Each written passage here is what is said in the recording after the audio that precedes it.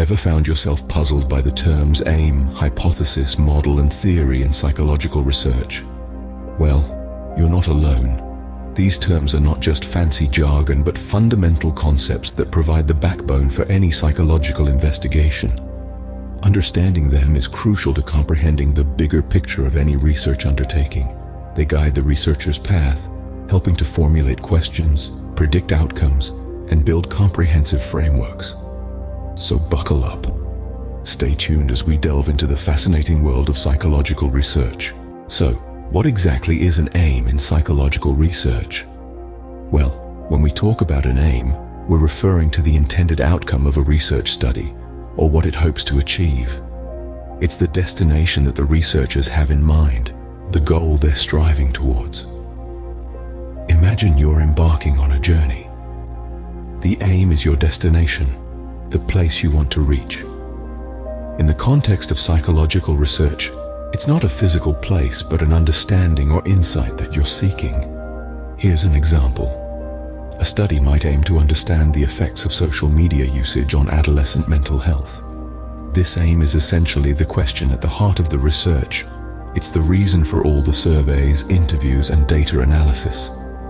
The aim is the guiding light, the North Star, if you will, leading the research to its intended outcome. In essence, the aim is the what of the research. It's what the research sets out to accomplish. Next, we have the hypothesis. A hypothesis, in its simplest form, is a testable prediction about the relationship between variables. It's the educated guess we make based on our understanding of the world that we then put to the test through research.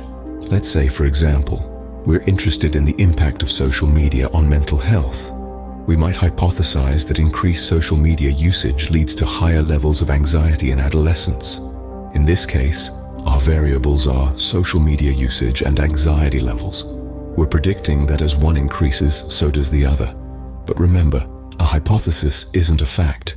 It's a starting point for investigation. We might find that our hypothesis is supported by the data, or we might find that it's not.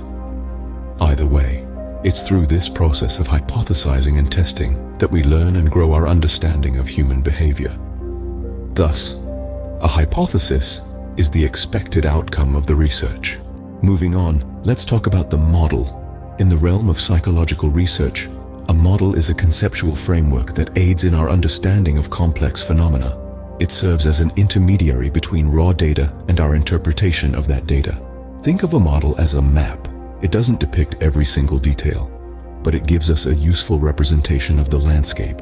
Now let's consider the biopsychosocial model as an example.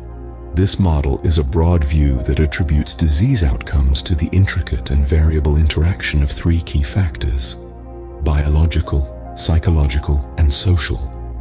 Biological factors might include genetics or biochemistry. Psychological factors might encapsulate mood, personality, or behavior. And social factors could refer to cultural, familial, socioeconomic, or medical influences. In essence, a model doesn't provide the ultimate truth, but it offers a meaningful perspective. It's a tool that helps us navigate the myriad of variables at play in any research question.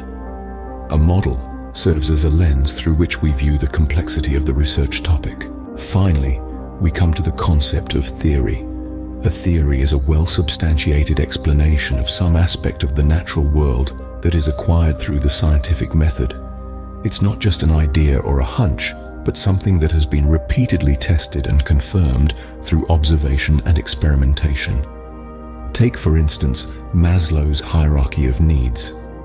It's a theory in psychology that comprises a 5-tier model of human needs.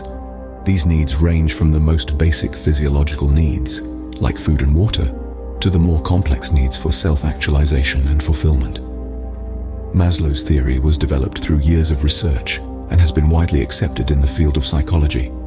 So you see, a theory is more than just a hypothesis or a model. It's a comprehensive explanation that has stood the test of time and scrutiny. A theory, therefore, is the big picture that encompasses the aim, the hypothesis, and the model. Let's sum up what we've learned today. In psychological research, an aim is your goal, the question you're seeking to answer. A hypothesis, on the other hand, is your predicted outcome. The model is your conceptual framework, a tool to help you understand the topic. And finally, a theory is the big picture, an explanation based on a body of evidence. Grasping these concepts